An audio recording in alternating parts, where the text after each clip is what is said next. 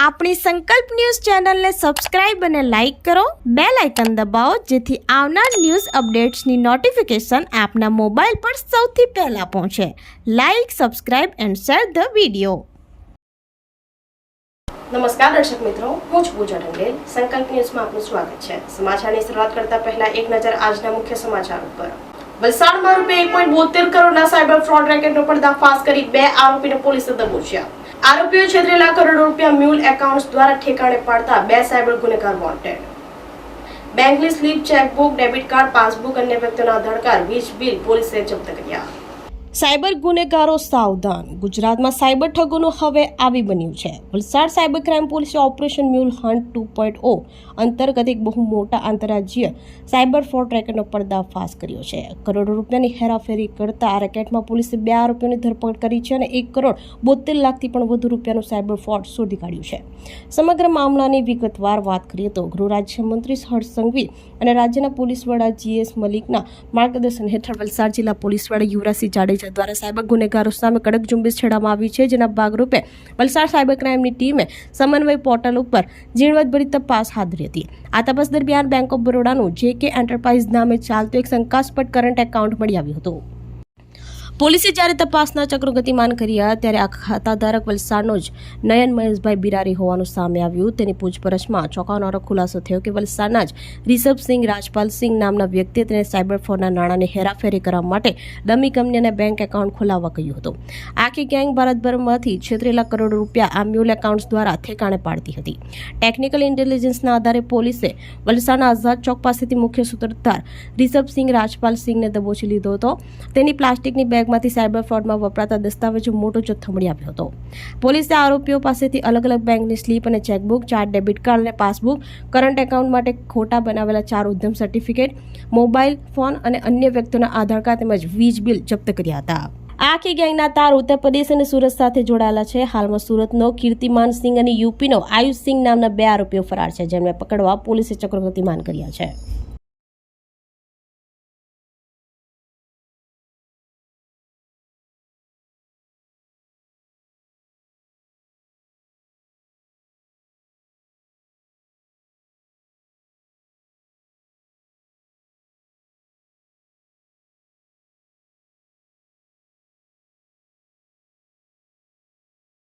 પહેલા આપ જાણો છો કે અત્યારે ઓપરેશન મ્યુલ હન્ટ 2.0 ચાલી રહ્યું છે. જે અનુસંધાને વલસાડ સાયબર ક્રાઇમ પોલીસ સ્ટેશનમાં એક ઉદ્યમ રજીસ્ટ્રેશન કરાવી લોકો સાથે છેતરપિંડી કરતી કંપનીની બાતમી મળી છે. જે અનુસંધાને તેની તપાસ કરતા તે JK એન્ટરપ્રાઇઝના નામની કંપની હોવાનું જણાવ્યું હતું.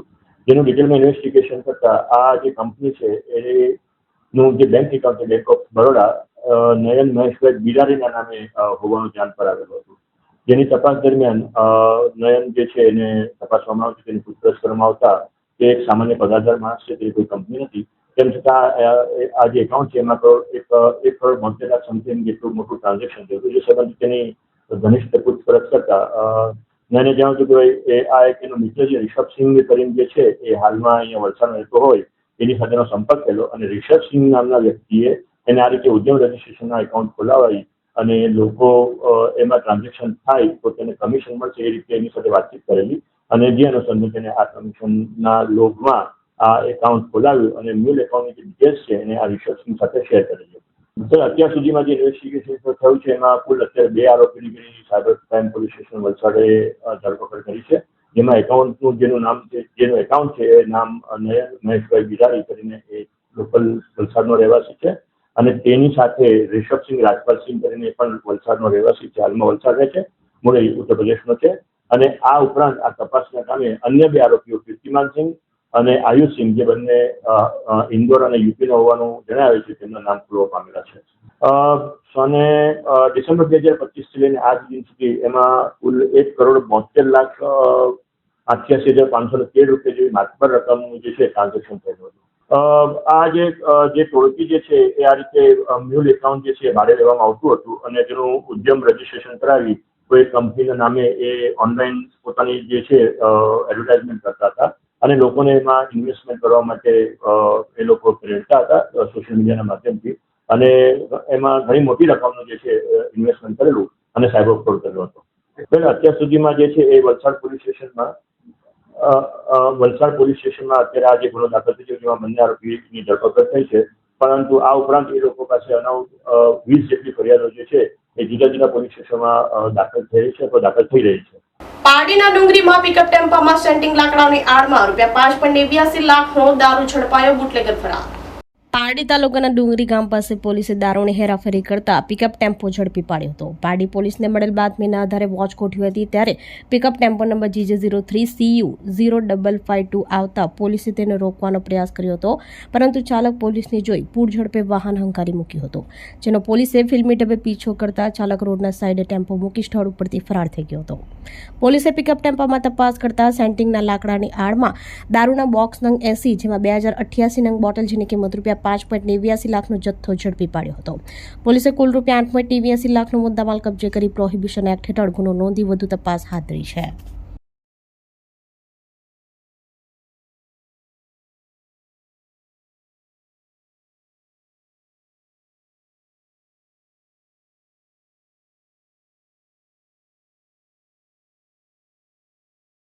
વલસાડમાં રિક્ષામાં ગાંજાના જથ્થા સાથે એક ઇસમને પોલીસે કુલ ₹2.16 લાખના મુદ્દામાલ સાથે દબોચ્યો. 0.302 કિલોગ્રામ ગાંજાનો જથ્થો પોલીસે જપ્ત કરી. આ કેસમાં વલસાડનો પ્રશાંત તિવારી નામનો ઇસમ વોન્ટેડ. વલસાડ સિટી પોલીસે બાતમીના આધારે મોગરાવાડી વિસ્તારમાં દરોડા પાડી ઓટો રિક્ષામાં ગેરકાયદેસર રીતે વેચાતા ગાંજાના જથ્થા સાથે એક આરોપીની ધરપકડ કરી છે, જ્યારે અન્ય એક આરોપીને વોન્ટેડ જાહેર કરાયો છે. વલસાડ સિટી પોલીસની ટીમે મોગરાવાડી ગન્નારા પાસે આવેલ એક ગલીમાં રેડ પાડી હતી. પોલીસે ઘટના સ્થળેથી ઓટો રિક્ષા નંબર GJ15AW7133 માંથી ગાંજાના જથ્થા સાથે અમિત ઉર્ફે પેન્ડો રસિકભાઈ નિકોડિયા નામના આરોપીને ઝડપી પાડ્યો છે. આ આરોપી ગેરકાયદેસર રીતે ગાંજાનો જથ્થો મેળવી તેના નાના પડીકા બનાવીને છૂટક વેચાણ કરતો હતો. પોલીસે 0.302 કિલોગ્રામ ગાંજાનો જથ્થો જેની કિંમત આશરે 15,100 રિક્ષા અને ગાંજો પીવા માટેની 4 નંગ ચીલમ અને પ્લાસ્ટિક બોક્સ અને રોકડ ₹2500 મોબાઈલ સહિત કુલ ₹2.16 લાખનો મુદ્દામાલ જપ્ત કર્યો હતો. આ ગુનામાં અન્ય એક આરોપી પ્રશાંત તિવારી રહેવાસી મોગરાવાડી વલસાડનું નામ પણ સામે આવ્યું છે, જેને પોલીસે હાલ વોન્ટેડ જાહેર કર્યો છે અને તેને પકડવાના ચક્રો ગતિમાન કર્યા છે. પોલીસે બંને આરોપી વિરુદ્ધ NDPS એક્ટ હેઠળ ગુનો નોંધી વધુ તપાસ હાથ ધરી છે.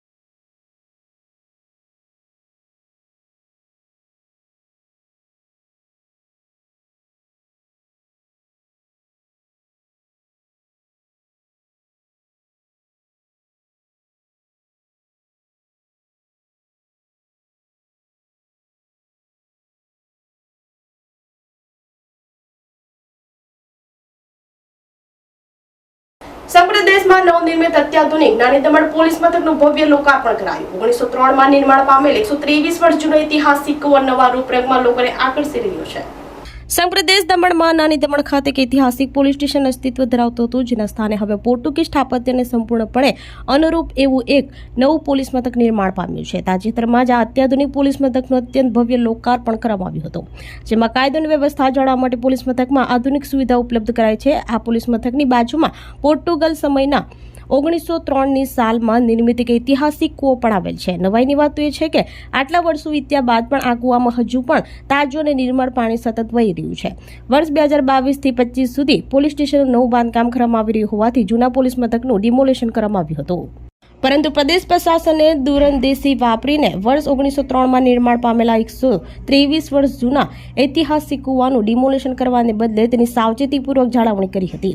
તંત્રે નવા પોલીસ મથકના નિર્માણમાં સાથે કૂવામાં નવી જાળીઓ અને મજબૂત કઠેરો બનાવીને તેની સુંદરતામાં ઓર વધારો કર્યો છે, જેથી આ ઐતિહાસિક કૂવો હાલ નવા રૂપરંગમાં સજી ધજીને લોકોને આકર્ષી રહ્યો છે.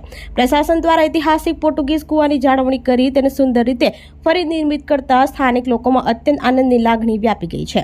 પ્રશાસન અને પોલીસ વિભાગ દ્વારા પોર્ટુગીઝ વારસાને સાચવવાના હકારાત્મક પગલાંને ભારે આવકાર મળી રહ્યો છે.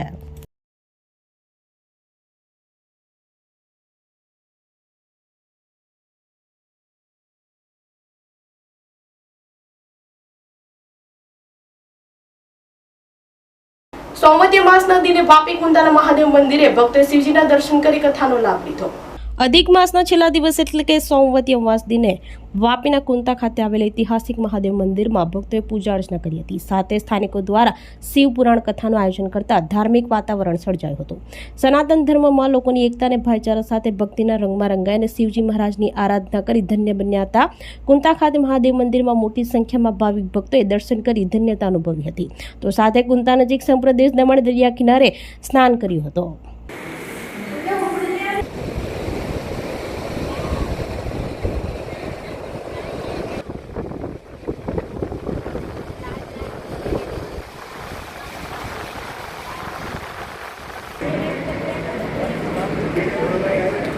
ખાસ કરીને આ રીતે કાર્ય કરશે તો આપણા સમાજમાં એક સારો સંદેશ જશે.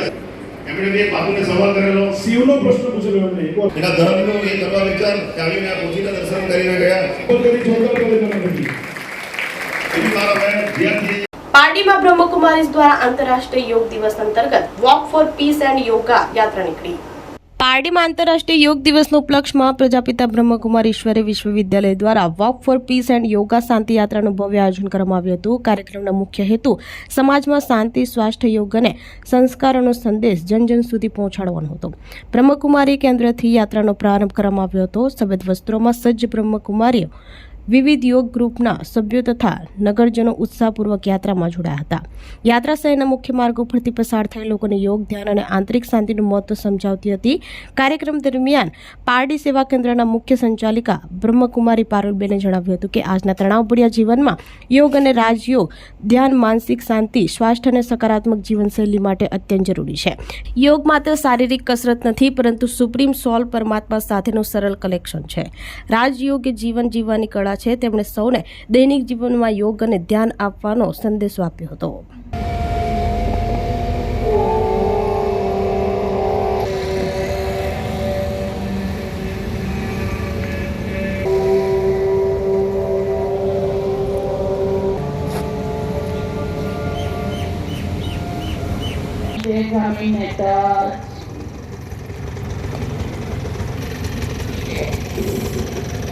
હવે આપણે કરીશું બરોબર આગળ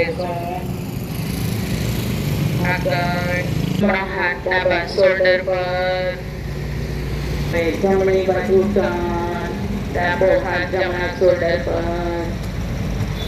વચ્ચે આવો